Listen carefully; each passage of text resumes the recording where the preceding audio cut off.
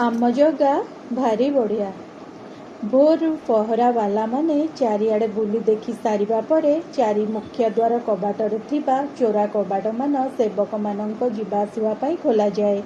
भोरु प्रतिहारी भितरच महापात्र मुदुली अखंड मेकाप और पालिया मेकाप द्वार फिटाइबाकू आसीथांती। एमानंको भितरे दक्षिण द्वार निकटरे रहिथांती। भितरच महापात्र मंदिरर भितर बेढ़ाकू आसिले बाहर बेढ़ार चारि द्वार सिंहद्वार पश्चिम द्वार उत्तर द्वार और दक्षिण द्वार कबाट मान खोला जाए। उपरोक्त 5 जन सेवक जय विजय द्वार निकटकू जाई सेही द्वार रे दिया जाइथिबा मुद जांच करती। तापरे मुदुली चाबी आनी द्वार खोलिले एमान भितरकू जाती और जय विजय द्वार भितर पाखरु बंद हुए। एही सेवक माने भितरे प्रवेश करी छामु द्वार और कलाहाट द्वार को जाती। तहिरे पूर्व रात्रे पड़िथिबा ताला और मुद जांच करती। सेथिपाई प्रतिहारी को गोटाए पैठा दिया जाए। जांच परे प्रतिहारी मणिमा डाक दियंती। छामु द्वार खोला हुए। अखंड और पालिया मेकाप बैठा धरी ठाकुरं को देखती और 9टी पितल बैठा जालती।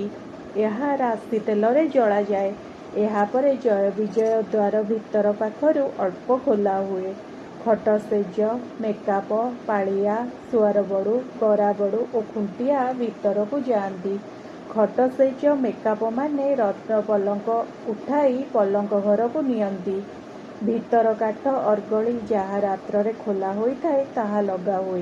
यापरे जय विजय द्वार और दक्षिण द्वार संपूर्ण रूपे खोला हुए। श्रीमंदिर तरफरु मुद्रित श्री जगन्नाथ मंदिरर दैनंदिन पंजिकारे द्वार भेटा नीति समय भोर 5टा बोली उल्लेख रही।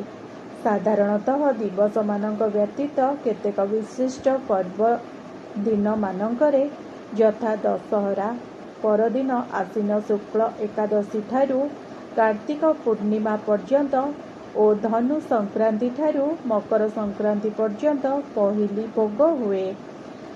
द्वार फिटा राति 2:30 रो 3टा भितर करा जाए।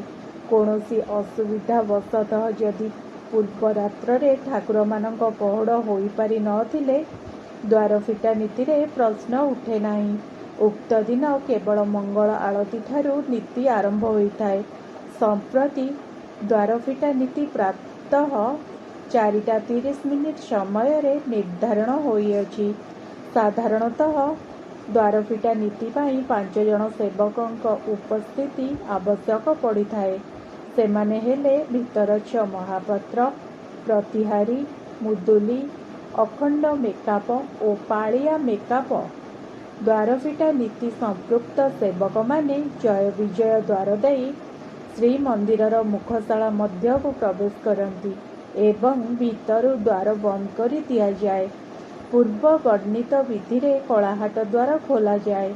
प्रतिहारी मणिमा डाक देबा परे श्रीअंगरु जदि आकस्मिक माल फूल किंबा वस्त्र खसी पड़िथिबो तेबे मेकाप को जणाई भीतरच महापात्र सिंहासन उपर को उठी से समस्त पूर्व परी लागी कराइबे।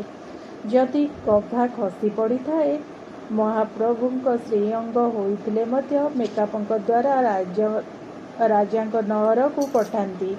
बड़ ठाकुरंक होइथिले बिमलांक पाखकू पठांती। सुभद्रांक अंगर हेले गरुड़ंक निकट को पठांती। सिंहद्वार कबाट खोला हेबा परे बड़छता मठर साधु संत तथा भक्तमंडली नाट मंदिरर उपस्थित होई पारंपरिक संगीत यथा रामकृष्ण दामोदर प्रभु माधव मधुसूदन जय गोविंद जय गोपाल केशव माधव राम दयाल प्रभृति गान करा जाए। खट सेजरे घर मेकाप खट विजे कराई नेबा परे गंभीरार सम्मुख और दक्षिण द्वार खोला हुए।